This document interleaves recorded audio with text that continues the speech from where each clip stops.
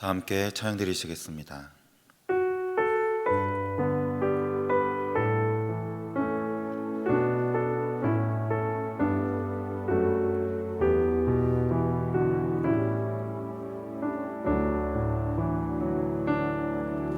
나 무엇과도 주님을 바꾸지 않으리. 다른 어떤 은혜 구하지 않으리. 오직 주님만이 내 삶의 도움이시니 주의 얼굴 보기 원합니다. 주님 사랑해요.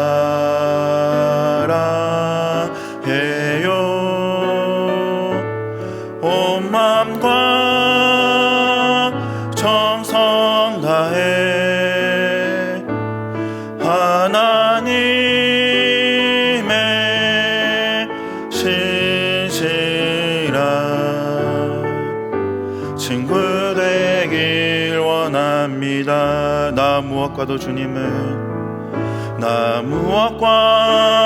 주님을 바꾸지 않으리. 다른 어떤 은혜 구하지 않으리. 오직 주님만이 내 삶의 도움이시니 주의 얼굴 보길 원합니다. 주님 사랑합니다. 주님 사랑해요.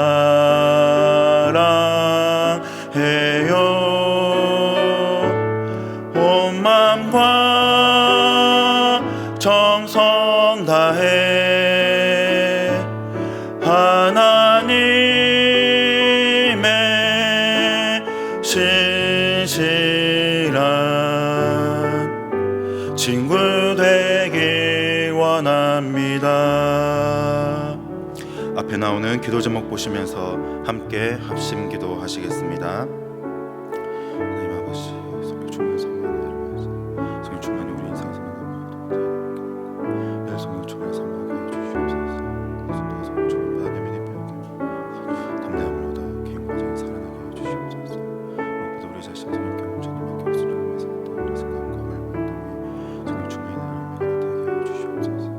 주님 20대 대통령 과정을 다스려 주시고 공정성과 될 수 있도록 인도하여 주시옵소서. 하나님 아버지, 오늘도 우리 위를 그하시는 성탁하게 붙들어 주시고 그러시다 잘 감당할 수 있는 성령의 지혜를 주시고 잘 감당하며 사역에 집중하실 수 있도록 모든 사단의 공격을 은혜의 불성각으로 막아 주옵소서.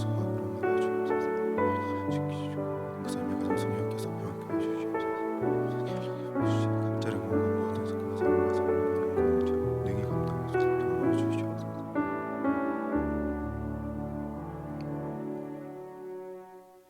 성령 충만을 사모하는 해를 맞아 성령 충만이 우리 인생에서 만나는 모든 문제의 해답임을 깨닫고 늘 성령 충만을 사모하게 하소서. 또한 모든 성도가 성령 충만 받아 내면이 변화되고 회복과 치유와 담대함을 얻어 개인과 가정이 살아나게 하소서. 무엇보다 우리 자신을 성령님께 온전히 맡기고 순종하며 살 때 우리의 생각과 말과 행동에 성령 충만의 열매가 나타나게 하소서. 3월 9일에 있을 20대 대통령 선거의 모든 과정을 다스려 주셔서 바르고 공정한 선거가 되게 하소서. 여론 조작과 지역, 세대, 계층 간의 갈등과 분열을 막아주시고 하나님을 두려워하고 진정 국민들을 사랑하는 사람, 복음 통일과 선교 한국의 사명을 이룰 사람, 하나님 보시기에 가장 합당한 사람이 대통령으로 선출되게 하소서. 이 어려운 때에 우리 교회를 이끌어 가시는 담임 목사님을 더 강력하게 붙들어 주시고 코로나 시대를 잘 감당할 수 있는 성령의 지혜를 주시고 주신 사명을 잘 감당하고 사역에 집중할 수 있도록 모든 사단의 공격을 은혜의 불성각으로 막아 주옵소서. 특별히 건강을 지켜주시고 목사님의 가정을 성령께서 평안케 하옵소서. 담임 목사님께 엘리사에게 부어주신 갑절의 영감과 모든 사건과 사람과 상황과 환경과 문제를 능히 감당할 수 있는 압도하는 은혜를 주시고 강력한 영권을 부어주셔서 시대적 사명을 힘있게 감당하게 하시고 다음 세대를 세우는 일과 복음 통일과 열방 선교를 잘 감당할 수 있게 하옵소서. 은혜의 하나님 아버지, 말씀 듣고 기도하기 위해 이 자리에 모인 모든 성도들을 축복하여 주옵소서. 오늘 이 시간 우리를 만나 주시고 말씀하여 주옵소서. 기도의 마음과 입술이 열리게 하옵소서. 깊은 기도에 들어갈 충만한 말씀의 은혜 부어 주옵소서. 감사하오며 살아계신 우리 주 예수 그리스도의 이름으로 기도하옵나이다. 아멘. 오늘 우리에게 주시는 하나님의 말씀은 요한복음 9장 26절에서 34절까지 말씀입니다. 신약 성경 162면입니다. 함께 교독하시겠습니다. 저희가 가로되 그 사람이 내게 무엇을 하였느냐? 어떻게 내 눈을 뜨게 하였느냐? 대답하되 내가 이미 일렀어도 듣지 아니하고 어찌하여 다시 듣고자 하나이까? 당신들도 그 제자가 되려 하나이까? 저희가 욕하여 가로되 너는 그의 제자나 우리는 모세의 제자라. 하나님이 모세에게는 말씀하신 줄을 우리가 알거니와 이 사람은 어디서 왔는지 알지 못하노라. 그 사람이 대답하여 가로되 이상하다. 이 사람이 내 눈을 뜨게 하였으되 당신들이 그가 어디서 왔는지 알지 못하는도다. 하나님이 죄인을 듣지 아니하시고 경건하여 그의 뜻대로 행하는 자는 들으시는 줄을 우리가 아나이다. 창세 이후로 소경으로 난 자의 눈을 뜨게 하였다 함을 듣지 못하였으니 이 사람이 하나님께로부터 오지 아니하였으면 아무 일도 할 수 없으리이다. 다 함께 읽습니다. 저희가 대답하여 가로되 내가 온전히 죄 가운데서 나서 우리를 가르치느냐 하고 이에 쫓아내어 보내니라. 아멘. 사랑하는 성도 여러분과 오늘은 숨길 수 없는 받은 은혜라는 제목으로 말씀을 나누고자 합니다. 예수님께서는 초막절 기간 중에 태어날 때부터 맹인이 된 사람을 길가에서 만나게 되셨습니다. 이 사람이 맹인이 된 이유가 자신의 죄 때문인지 아니면 부모의 죄 때문인지를 제자들이 물었습니다. 그런데 그때 예수님은 누군가의 죄 때문이 아니라 하나님의 영광을 드러내는 그것이 더 중요하다고 제자들을 깨우치십니다. 그리고 땅에 침을 뱉어 만든 진흙을 그의 눈에 바르시면서 실로암 못에 가서 눈을 씻으라고 그 맹인에게 명령하십니다. 맹인은 예수님의 명령에 순종하였고 그리고 눈을 씻은 후에 밝은 눈이 되어 사람들 앞에 나타났습니다. 그때 이웃 사람들이 난리가 납니다. 이 사람이 진짜 이 앞에서 구걸하던 맹인이 맞느냐 또는 아니다, 그렇게 사람들 사이에서 논쟁이 일어났지요. 어떻게 눈을 떴냐는 그들의 질문에 맹인은 자신에게 일어났던 일 그대로 예수라 하는 사람이 진흙을 내 눈에 발라줬고 실로암 못에 가서 씻으라고 명령하였기에 그대로 순종하였을 뿐이라고, 그런데 내가 이제 눈을 뜨게 되었음을 그 동네 주민들에게 명백하게 알렸습니다. 맹인이 실로암 못에 눈을 씻으러 갈 때까지는 앞을 보지 못한 상태였지요. 그리고 그 실로암에서 눈을 씻었을 때에는 정작 예수님은 그 자리를 떠나셨습니다.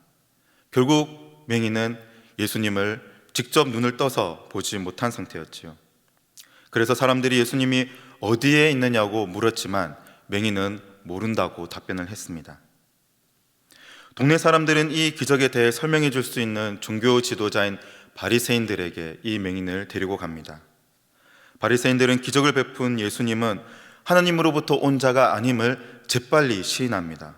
결론을 내려버리지요. 왜냐하면 예수님께서 그의 눈을 뜨게 한 날이 바로 안식일이었기 때문입니다.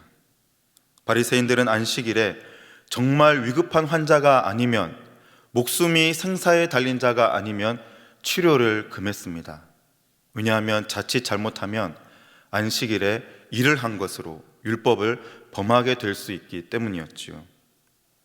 더군다나 예수님께서 진흙을 이겨서 그의 눈에 바르신 일 그 자체도 안식일에 일을 행한 것으로 그렇게 그들은 치부했습니다. 그런데 한편에서는 죄인이 어떻게 이런 기적을 일으키겠냐면서 바리새인들 안에서도 갑론을박이 일어납니다. 바리새인들이 맹인에게 너의 눈을 뜨게 한 사람이 누구냐? 그 사람이 너에게 어떻게 했느냐고 물었을 때 맹인은 자신이 들어왔던 지식적 한계 내에서 이번에는 예수님을 일컬어서 선지자인 것 같습니다. 그분이 나에게 진흙을 이겨 눈에 발랐고 나는 실로암 못에서 눈을 씻고 눈이 뜨게 되었습니다라고 한 번 더 이야기를 합니다. 바리새인들은 끝까지 그의 말을 믿지 못하고 이번에는 맹인의 부모를 불러오라고 합니다. 동일한 질문을 부모에게 묻자 맹인의 부모도 애매모호한 답변을 그들에게 전합니다. 누가 눈을 뜨게 하였는지 우리는 알지 못합니다. 우리의 아들이 장성했으니 그에게 직접 물어보십시오 라고 답변을 아들에게 떠넘깁니다. 사실 이 장면이 우리가 잘 이해가 되지 않습니다. 왜 그럴까요? 자신의 아들, 평생토록 태어나서 단 한 번도 눈을 뜨지 못한 아들입니다. 너무나 사랑하는 아들이 평생 눈을 뜨지 못했고 예수라는 분을 만나서 그분이 눈을 뜨게 했다는 이 기쁜 소식을 들었다면 예수님을 찾아가서 인사드리고 감사를 표현해도 모자랄 일 아니겠습니까? 그런데 왜 이렇게 시큰둥한 반응을 보이는 것일까요? 그 이유를 성경은 22절에서 유대인들이 예수를 그리스도로 시인하는 자는 출교하기로 결의하였다는 이것을 이 맹인의 부모가 잘 알고 있었기 때문이라고 밝힙니다. 즉 부모는 자신의 아들을 예수께서 치료하셨고 그의 눈을 뜨게 한 것을 알고 있었습니다. 몰랐던 것이 아니에요. 그런데 한 가지를 더 알고 있었죠. 무엇입니까? 예수를 그리스도라 시인하는 자는 자신들의 공동체, 그 종교 안에서 출교될 것이라는 것, 이것을 동시에 알았고 이 사실을 너무나 두려워했던 것입니다. 유대인 사회는 종교 중심적인 사회였습니다. 출교는 법적인 보호와 자신들이 보장받아야 할 권리를 받지 못하고 고립되는 것, 모든 사회 속에서 관계 가운데 고립되는 것을 의미했기 때문에 이것을 맹인의 부모는 너무나 두려워했던 것입니다. 맹인의 부모에게서 그럴듯한 답을 얻지 못한 바리새인들은 다시 맹인을 추궁합니다. 바리새인들은 예수님은 죄인이라고 못 박아서 다시 한번 맹인에게 주장하지요. 그런데 맹인은 어떻습니까? 더 강력하게 자신의 생각을 바리새인들에게 주장합니다. 그가 죄인인지는 모르지만 자신이 눈을 뜬 것과 지금 밝게 볼 수 있다는 이 사실을 부인할 수 없다는 것입니다. 예수님이 죄인인지 아닌지 모르지만 중요한 것은 자신이 이전에는 맹인이었고 지금은 틀림없이 본다는 사실입니다. 바리새인들은 같은 질문을 또 합니다. 어떻게 너는 눈을 뜨게 되었느냐? 이때 맹인은 아주 의미심장한 말을 그 바리새인들에게 전합니다. 다 같이 27절 말씀을 함께 읽어보시겠습니다. 대답하되 내가 이미 일렀어도 듣지 아니하고 어찌하여 다시 듣고자 하나이까? 당신들도 그 제자가 되려 하나이까? 무슨 말씀입니까? 당신들도 그 제자가 되려 하나이까? 즉 맹인은 자신의 눈을 뜨게 하신 예수의 제자가 내가 이미 되었습니다 라는 것을 이제 공식적으로 그들 앞에서 밝히고 있는 것입니다. 네, 저는 이미 그 예수의 제자가 되었습니다. 그런데 당신들도 예수님의 제자가 되고 싶습니까? 그래서 자꾸 나에게 물어보는 것입니까? 라고 물어보는 것이지요. 바리새인들도 이 사실을 인정합니다. 이어지는 28절에서 저희가 욕하여 가로되 너는 그의 제자이나 우리는 모세의 제자다. 바리새인들의 눈에도 이제는 이 맹인이 단지 치료받은 사람이 아니라 예수님의 제자로 보이고 있는 것입니다. 바리새인들은 자신들이 모세의 제자이며 하나님께서 모세에게는 말씀하셨지만 예수는 어디서 왔는지 모르겠다고 그렇게 그에게 말합니다. 예수님이 어디서 왔는지 모른다고 하는 바리새인들을 맹인은 어떻게 대합니까? 계속해서 31절에서 33절도 다 같이 한번 읽어보시겠습니다. 하나님이 죄인을 듣지 아니하시고 경건하여 그의 뜻대로 행하는 자는 들으시는 줄을 우리가 아나이다. 창세 이후로 소경으로 난 자의 눈을 뜨게 하였다 함을 듣지 못하였으니 이 사람이 하나님께로부터 오지 아니하였으면 아무 일도 할 수 없으리이다. 아멘. 맹인은 너무나 논리적으로 자신이 믿는 바를 피력합니다. 31절은 이런 말이 되겠지요. 사실은 여러분과 저 모두 우리가 잘 아는 사실이 있습니다. 당신들과 나 그리고 우리 모두는 하나님이 죄인들의 말은 듣지 아니하시지만 반대로 하나님을 잘 믿고 하나님의 뜻대로 행하는 자의 말은 들으시는 것 맞지요? 이 세상이 창조된 이후로 맹인으로 태어난 자의 눈을 뜨게 한 그 경험이 한 번도 없다는 것을 나는 너무나 잘 알고 있습니다. 무슨 말입니까? 예수님은 죄인이 아니라는 것입니다. 오히려 하나님께서 예수님의 말을 들으신 것은 그가 하나님으로부터 온 증거가 아니냐고 오히려 바리새인들에게 되묻고 있는 것입니다. 소경된 사람의 눈이 열린 것은 창조 이래 이제까지 단 한 번도 없었던 사건으로서 자신의 치유 사건이 가지는 너무나 놀라운 엄청난 이 중요성, 이것을 우리 모두가 잘 알고 있지 않냐고 바리새인들을 오히려 추궁하는 것이지요. 사랑하는 성도 여러분, 이제까지 우리는 요한복음 9장에 맹인을 통해 받은 은혜를 숨길 수 없음을 살펴보았습니다. 그렇다면 오늘 본문에서 하나님께서 우리에게 주시고자 하는 메시지는 무엇일까요? 첫 번째는 나의 신앙을 재정비해야 된다는 것입니다. 자신들의 안식일 개념에 비추어 바리새인들이 예수님을 배격했듯이 자신들의 제한된 이성이나 이 세상 상식에 비추어 예수님에 대한 신앙을 거부하는 사람들이 있습니다. 나의 이성과 이 세상의 상식에 비추어 보니 예수님은 틀렸어, 그렇게 말하는 사람들이 있다는 것이지요. 또한 소경의 부모처럼 예수님의 구원을 체험하고서도 자신의 아들이 예수님으로 말미암아 눈을 뜨게 된 이 구원을 체험하고서도 사회적, 정치적 불이익을 두려워하여 신앙 고백을 하기 꺼려하는 사람들이 있습니다. 성도 여러분, 고린도전서 1장에서도 세상은 근본적으로 하나님을 믿는 것, 하나님을 믿는 것을 어리석고 미련하다고 이야기하는 것을 아십니까? 이성과 상식을 내세우며 예수님 믿는 것을 조롱하고 멸시하는 세상입니다. 그런데요, 세상이 이 방법들이 통하지 않을 때에는 사회적, 정치적 불이익을 받게 합니다. 오늘날 우리 이 시대에도 우리 주변에서 얼마나 이런 일이 많이 일어나고 있습니까?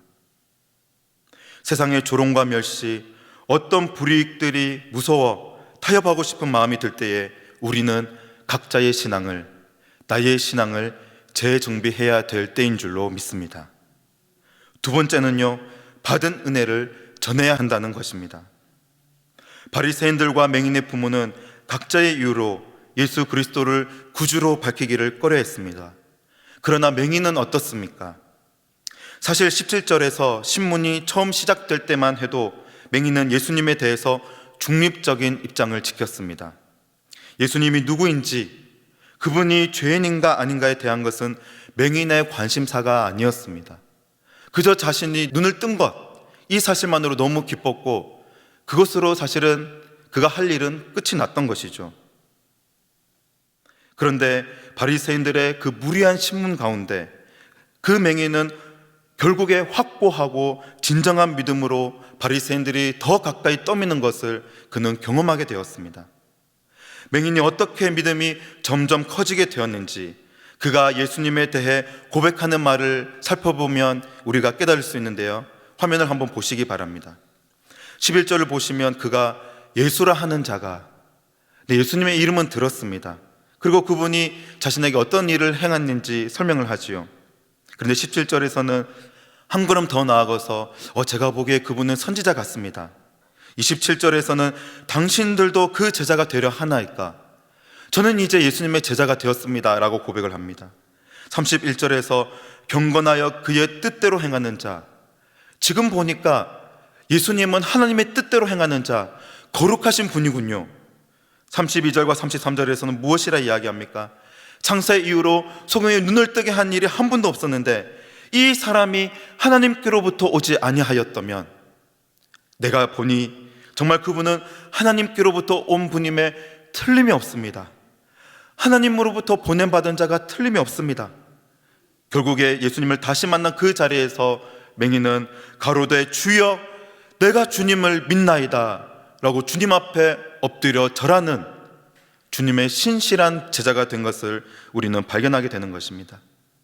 사랑하는 성도 여러분, 이 맹인의 변화를 보며 우리는 무엇을 깨닫습니까? 자신이 경험한 예수 그리스도를 절대 부인할 수 없다. 내가 경험한 예수 그리스도를 결코 숨길 수 없다는 것을 우리는 깨닫게 되는 것입니다. 혹시 우리 중에 신앙이 정체되었다고 생각되는 분들이 계십니까? 그렇다면 본문의 맹인과 같이 계속해서 여러분들이 경험한 예수 그리스도, 여러분들이 매일 만나고 계신 그 주님을 주변 사람들에게 전해보시기 바랍니다. 맹인의 믿음이 주님을 대적했던 바리새인들과의 논쟁 가운데 점점 강해지고 확고해졌던 것처럼 여러분들의 신앙도 부인할 수 없는, 숨길 수 없는 받은 은혜들을 사람들에게 전하는 사이에 점점 믿음이 강해지고 확고해지는 것을 경험하게 되실 것입니다. 우리 모두는 받은 은혜를 전할 수 있어야 하고 은혜를 받은 자답게 삶을 살아가야 되는 주님의 제자인 줄로 믿는 것이지요. 이 맹인과 같이 받은 은혜를 세상에 알릴 수 있는 좋은 방법이 있습니다. 대통령 선거가 이제 며칠 후에 있는데요, 제가 이 시간에 정치적인 이야기를 하려는 것은 아닙니다. 다만 예수 그리스도를 믿는 사람으로서 우리가 반드시 해야 할 일이 있기 때문이지요. 오늘날에도 하나님의 일을 막으려고 반대하는 사람들이 많이 있습니다. 성경이 말씀하시는 것을 틀렸다고 이야기를 합니다. 동성애는 자연스러운 것이며 성경이 틀렸다고 이야기를 하지요. 뿐만 아니라 많은 성경의 가르침을 반대하는 목소리를 내는 사람들이 있습니다.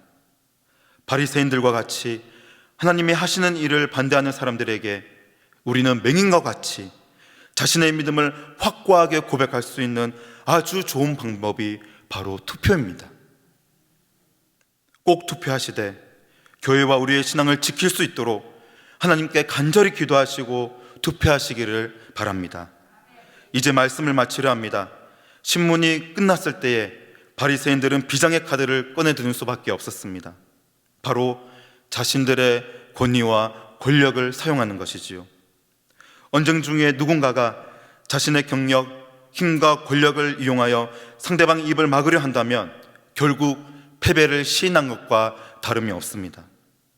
바리새인들은 우리한테 답이 없으니, 그래 우리가 졌다, 우리한테는 답이 없다, 그러니 그를 출교시키자, 이렇게 결론을 내리고 맙니다.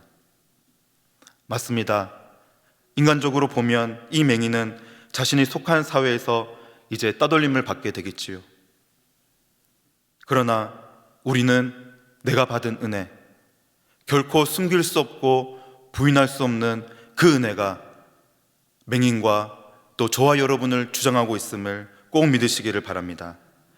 베드로전서 4장 16절과 13절 말씀을 마지막으로 다 같이 큰 목소리로 읽으시겠습니다. 만일 그리스도인으로 고난을 받은 즉 부끄러워 말고 도리어 그 이름으로 하나님께 영광을 돌리라.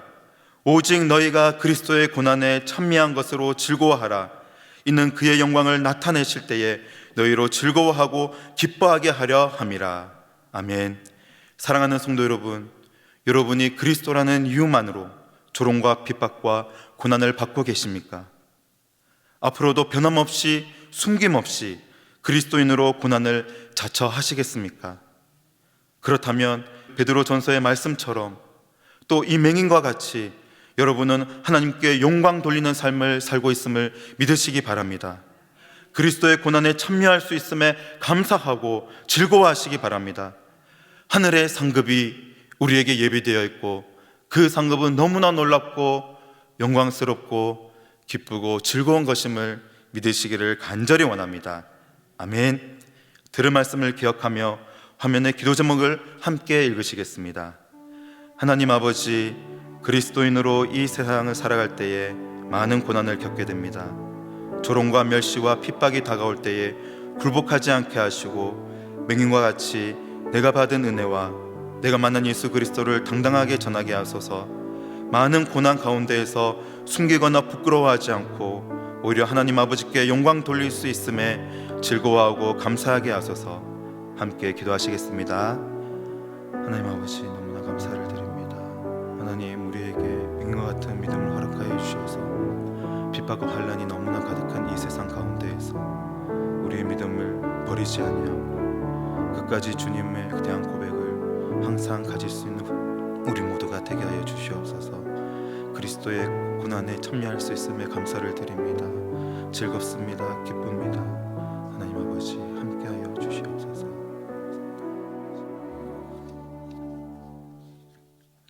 사랑하는 하나님 아버지, 때로 바리새인들처럼 맹인의 부모처럼 하나님께 받은 은혜를 숨기려 했던 우리의 나약함을 용서하여 주옵소서.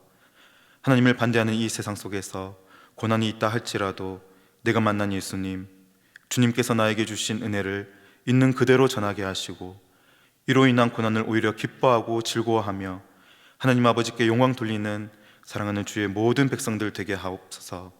감사하오며 살아계신 우리 주 예수 그리스도의 이름으로 기도하옵나이다. 아멘. 계속해서 담임 목사님과 교회, 나라와 민족과 선교사님을 위해 기도해 주시고 기도회를 마무리해 주시기 바랍니다.